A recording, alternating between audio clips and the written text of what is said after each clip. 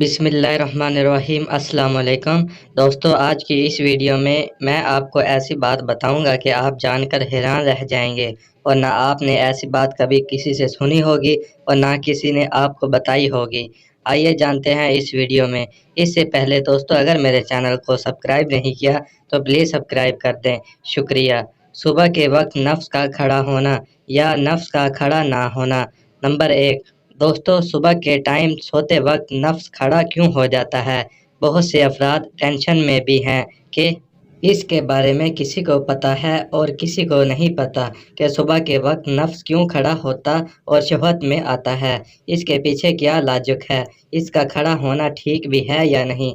دوستو، میں آپ کو بتا دوں کہ صبح کے وقت نفس کھڑا ہونا ایک بہترین عمل ہے۔ وہ اس لیے کہ اس کا نفس بالکل تندرست ہے، وہ سیکس کے 100% قابل ہے، اس کی شہوت میں کسی قسم کا کوئی فرق نہیں ہے۔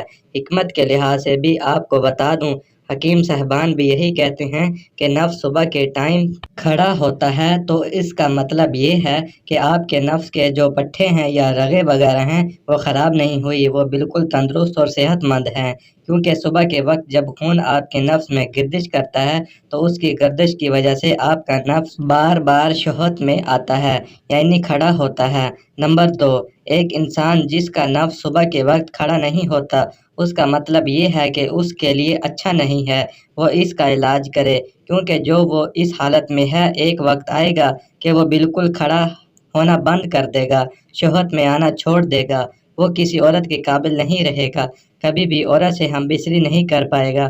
اس کو چاہیے کہ وہ آج ہی اپنے عضو خاص کی طرف متوجہ ہو، اس کا جو حال کیے ہے مشت زنی کر کر کے اس کی رگیں پٹھے وغیرہ ختم کر دیے ہیں، اس کا بروقت علاج کروائے۔